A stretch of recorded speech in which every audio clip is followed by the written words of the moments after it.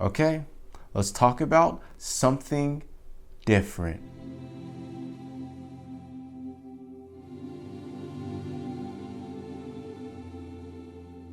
As far back as the beginning of our electoral system, the presidential election has always had a problem with the influence of money in politics. The very first president, George Washington, spent most of his campaign money on giving out free alcohol for votes, which throughout time has evolved into presidential campaigns spending hundreds of millions on media ads and more. So, what exactly is money in politics? Well, here's a brief demonstration. A 2014 Princeton study shows that public opinion has little to no influence on laws being passed in the US. However, if those who contribute big money to politicians, for example, want a law to be passed or blocked, they have actual influence to make that happen with the promises and favors from the politicians that they contribute money to.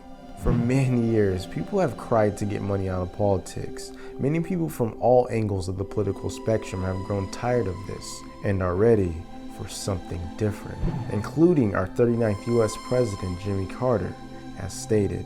It violates the essence of what made America a great country in its political system. Now it's just an oligarchy with unlimited political bribery being the essence of getting the nominations for president or the elected president. And the same thing applies to governors and U.S. senators and Congress members. So now we've just seen a complete subversion of our political system as a payoff to major contributors who want and expect and sometimes get favors for themselves after the election's over. That is why this election is getting record numbers of not only registered voters, but voting ballots being submitted as well. That is why this election was so special. This year's election was unprecedented on the basis that we had a candidate from both major parties standing up to money in politics. And that was Republicans' largely self-funded billionaire representative Donald Trump and Democrats' largely fundraised representative Bernie Sanders.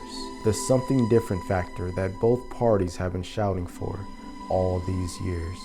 But, unfortunately, you aren't getting something different with this election. No matter what side you're on, this isn't the election that you deserve. Regardless if you believe that the DMC was rigged against Bernie Sanders or not, the general election is Donald Trump versus Hillary Clinton. So you're getting something different for one party, but something familiar for another party. One candidate who still receives millions in campaign donations for potential favors when elected, which makes this an election that is something a little different, but very familiar.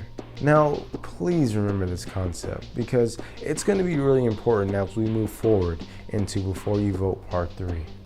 What do you want? I'll see you guys on Part 3.